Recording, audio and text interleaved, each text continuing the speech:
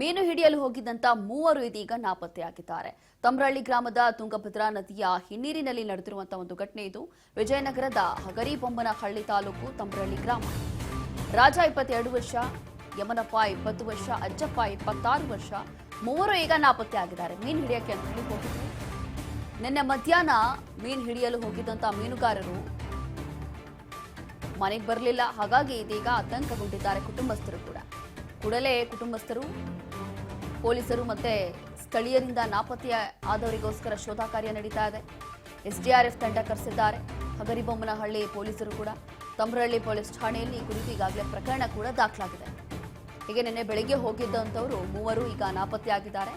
ಮೀನು ಹಿಡಿಯಕ್ಕೆ ಹೋಗಿದ್ರು ಅಂತ ಹೇಳಿ ತುಂಬಾ ಹೊತ್ತಾಯಿತು, ಬರಲಿಲ್ಲ.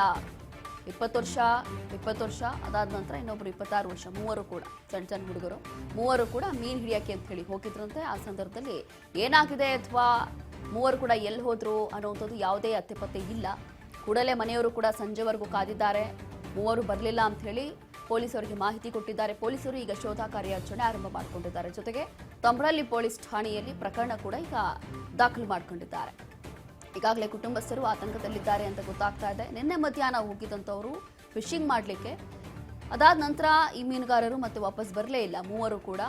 ಹಾಗಾಗಿ ಮನೆಗೆ ಬಾರದ ಹಿನ್ನೆಲೆ ಕುಟುಂಬಸ್ಥರು, ಪೋಷಕರು ಎಲ್ಲರೂ ಕೂಡ ಹೆದರ್ಕೊಂಡು ರೀತಿಯಾಗಿ ಪೊಲೀಸರಿಗೆ ತಿಳಿಸಿದ್ದಾರೆ. ಇನ್ನು ಎಸ್ಡಿಆರ್ಎಫ್ ತಂಡದ ಮೂಲಕ ಈಗ ಶೋಧ ಕಾರ್ಯಾಚರಣೆ ಆರಂಭ ಮಾಡಿಕೊಂಡಿದ್ದಾರೆ. ನೋಡಿ, ಇವರು ಮೂವರು ಕೂಡ ನಿನ್ನೆ ಮಧ್ಯಾಹ್ನ ಮೀನು ಹಿಡಿಯಕ್ಕೆ ಅಂತ ಹೇಳಿ ಹೋಗಿದ್ದಾರೆ, ಆದರೆ ವಾಪಸ್ ಬರಲೇ ಇಲ್ಲ. ಹಾಗಾಗಿ ಎಲ್ಲಿ ಹೋಗಿದ್ದಾರೆ, ಏನಾಯ್ತು ಅನ್ನೋಂಥದ್ದು ಅಲ್ಲಿ ಗೊತ್ತಿಲ್ಲ. ಅಥವಾ ಎಲ್ಲಿ ನಾಪತ್ತೆ ಆಗಿದ್ದಾರೆ, ಎಲ್ಲಾದರೂ ಮೂವರು ಹೋಗಿದ್ದಾರಾ ಅಥವಾ ಬೇರೆ ಏನಾದರೂ ಸಮಸ್ಯೆ ಆಗಿದೆಯಾ ಅನ್ನೋಂಥದ್ದು ಗೊತ್ತಿಲ್ಲ.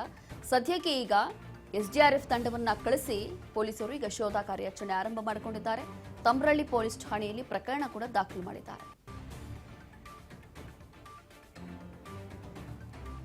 ಹೀಗೆ ಇದೀಗ ನಿನ್ನೆ ಮಧ್ಯಾಹ್ನ ಮೂವರು ಕೂಡ ಹೋಗಿರುವಂಥದ್ದು ಮೀನು ಹಿಡಿಯಲಿಕ್ಕೆ. ಮೂವರು ಕೂಡ ಮೀನುಗಾರರು ಫಿಶಿಂಗ್ ಮಾಡಲಿಕ್ಕೆ ಅಂತ ಹೇಳಿ ಹೋಗಿದ್ದಾರಂತೆ. ಆದರೆ ದಿಢೀರಾಗಿ ಅಲ್ಲಿ ಏನು ಸಮಸ್ಯೆ ಆಯಿತು ಅಂತ ಹೇಳಿ ಗೊತ್ತಿಲ್ಲ. ಈಗ ಎಸ್ಡಿಆರ್ಎಫ್ ತಂಡದ ಮೂಲಕ ಪೊಲೀಸರು ಕಾರ್ಯಾಚರಣೆಗೆ ಇಳಿತಾ ಇದ್ದಾರೆ ಅಂತಂದ್ರೆ ಮತ್ತೆ ಆ ಭಾಗದಲ್ಲಿ, ಅಂದ್ರೆ ಈಗ ಎಲ್ಲವರು ಮೀನು ಹಿಡಿಯಕ್ಕೆ ಹೋಗಿದ್ರು ಆ ಒಂದು ಭಾಗದಲ್ಲೇ ಎಸ್ಡಿಆರ್ಎಫ್ ತಂಡವನ್ನು ಕಳಿಸಿ ಅಲ್ಲಿ ಶೋಧ ಕಾರ್ಯಾಚರಣೆ ನಡೆಸ್ತಾರೆ.